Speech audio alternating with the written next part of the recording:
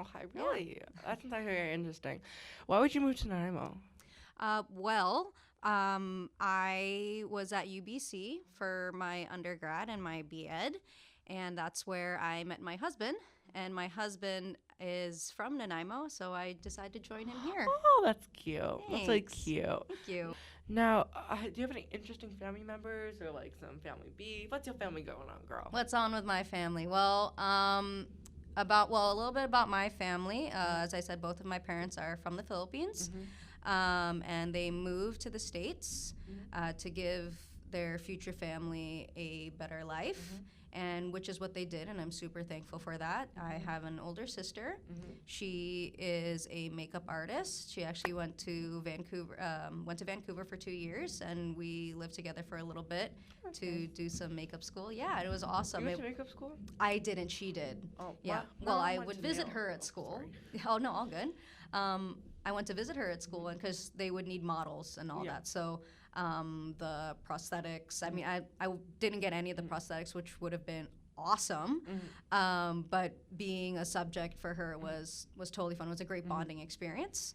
I have a twin brother, and he is my big drive in what I do. He is on the autism spectrum, and pretty much anything that I do and anything that I have done in my work and my hobbies and all that have always been geared towards how can I help him. And at the end of the day, all my efforts are like, how is this going to help me be a better sister? How is this going to help me take care of my brother in the end? So he's been really big driving force in everything that I do. I have actually two close connections to your story. I went to not art school, makeup school for like nail stuff. Oh, nice. Yeah, and my stepbrother is on the autism spectrum. Oh, So, okay. yeah. In America, did you start teaching there or did you start teaching here? I started teaching here. I actually started teaching in Nanaimo. So actually teaching in a school, I was in Nanaimo doing other volunteer types of teaching things and coaching and all that. I started. What kind of teacher are you? Well, by my training, I am a physical education teacher. And the great thing about teaching is that I get to dabble in a lot of things that I'm really passionate about. For one thing, inclusion. That's what I'm in right now, is inclusion support teacher. Oh, that's amazing. Yeah, I know, and I really do love it because I get to interact with a lot of students. Things that I'm also passionate about are musical theater. And I did a lot of that in high school. I have a big background in that. So I haven't had too much experience actually like teaching math or English and all I that. have a question. Were you trying to be like anything else than a teacher, like an actress? Because you say you were in musical theater. Were you trying to be an actress or something? Well, I there were a lot of things I wanted to be before teaching, and definitely one of my dreams was Broadway for sure. And where I came from, Broadway was about a 4-hour drive, so it was pretty close, and there was a lot of theater around me, and it was just it was something I really wanted to do, but teaching kind of pulled me into a spot that I really found that I enjoyed it, and I saw that it was something that I was good at. And like I said before, when I'm in teaching, I can still dabble in the things that I love to do. Now, as a say PE teacher, did you want to become a PE teacher or a different type teacher? Well, again, Broadway. Yeah, teaching wasn't actually the number one thing on my list. I actually went to school for kinesiology and wanting to be physio.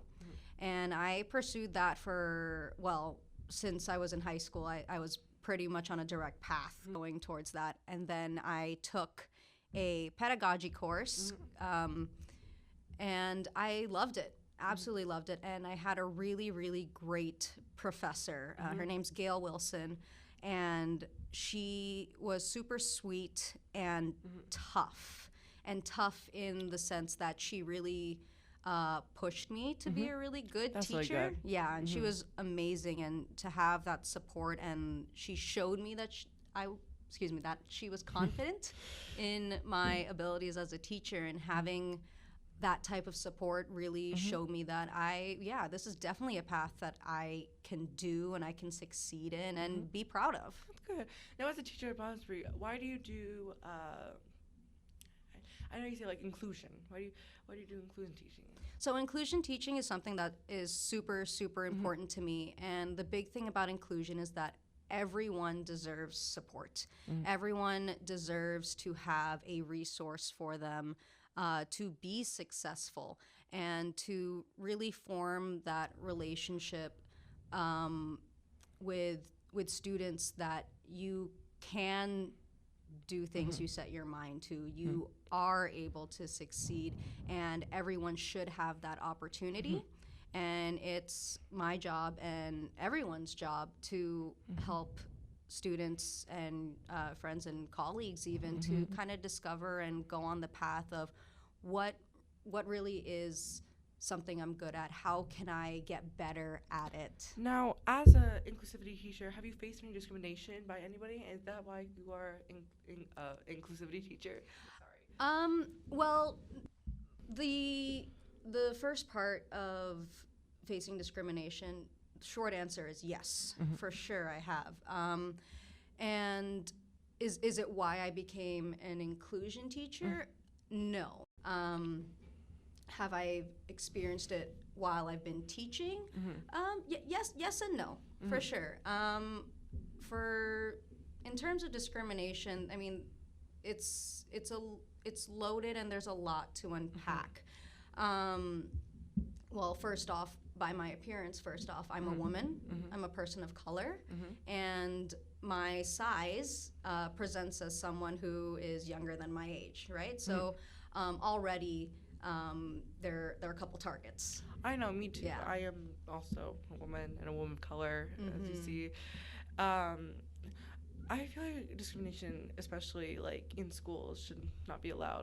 We want to make sure that we have an environment where everyone is accepted and everyone is getting support that they do need. So if at any point a student or a teacher does face situations where they feel they are being bullied, discriminated against, or do have any microaggressions, or however it is, whatever part of discrimination it may be, it's great to know that this place in this school has set a really great environment to be supportive of everyone here.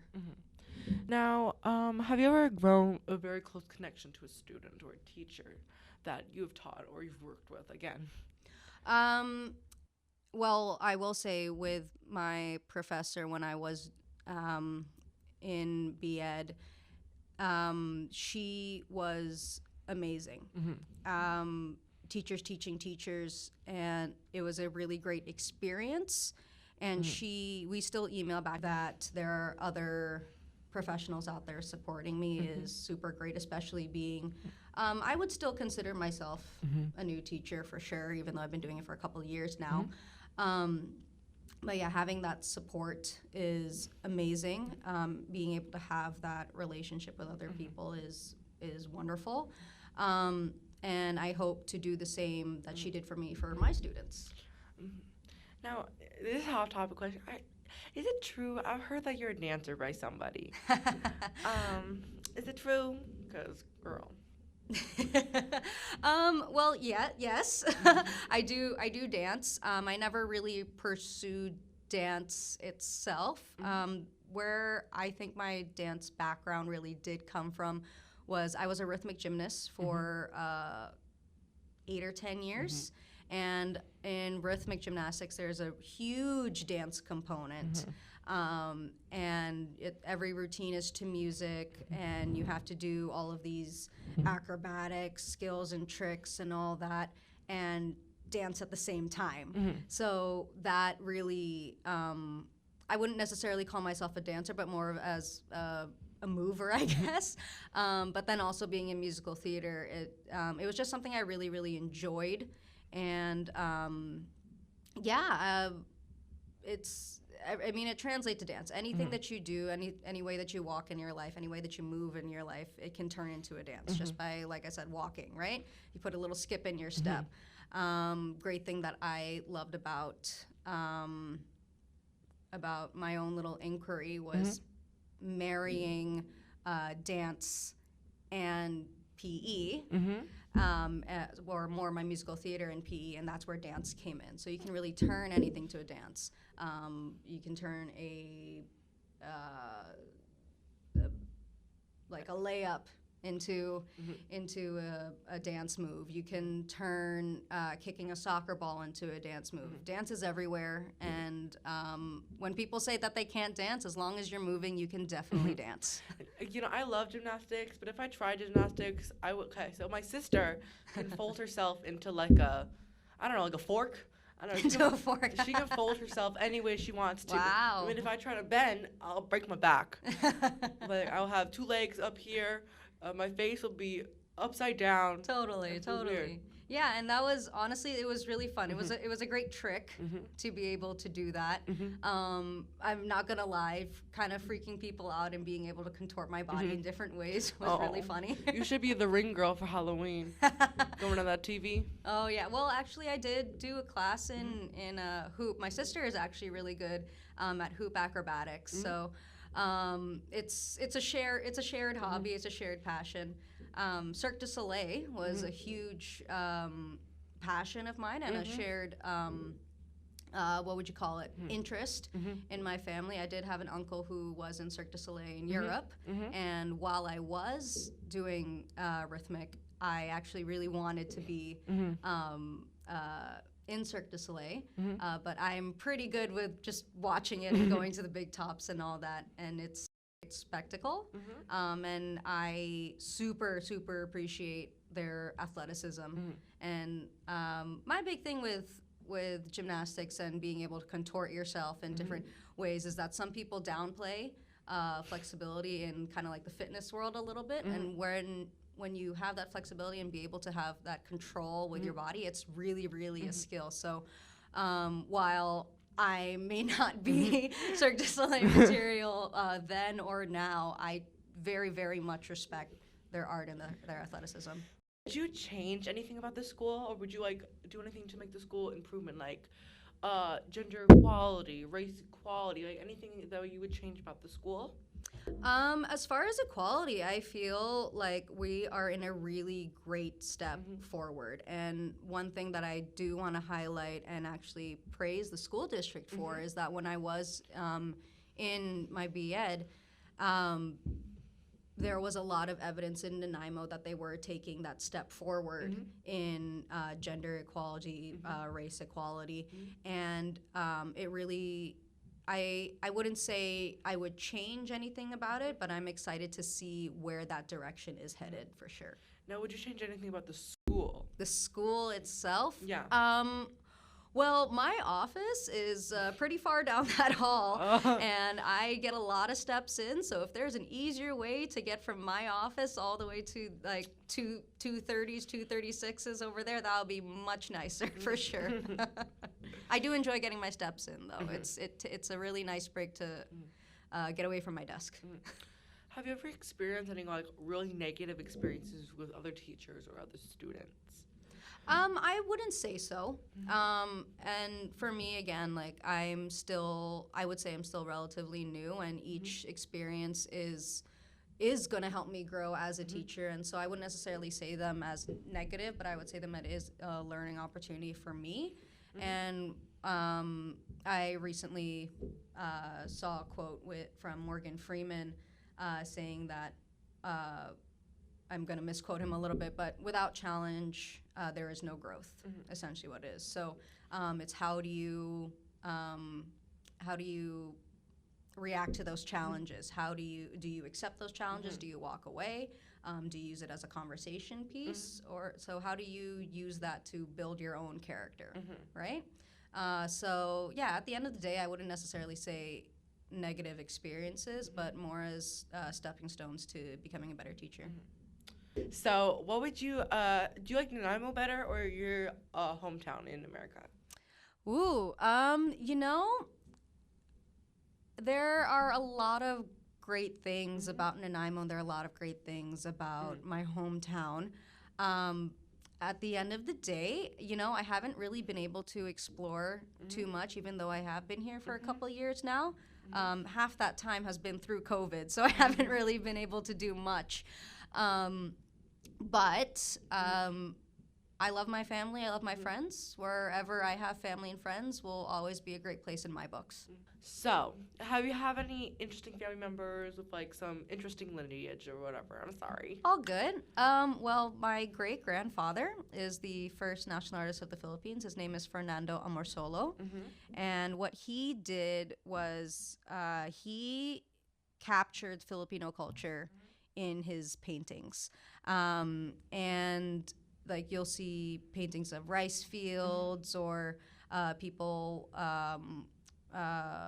dancing, traditional dances, or what it would be like in the countryside, whether it was herding cattle or doing laundry by the river and all that.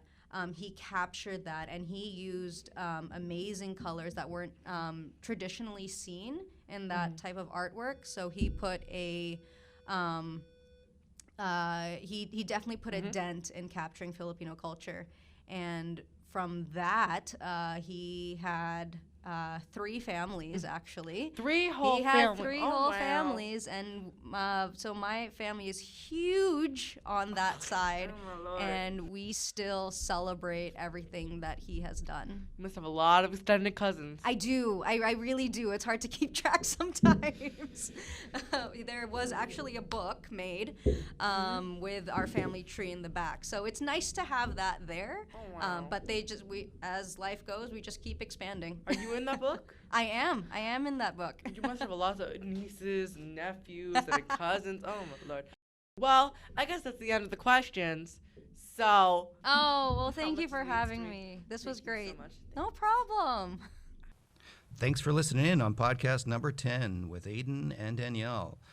Great interview here today, and stay tuned for episode 11 coming soon.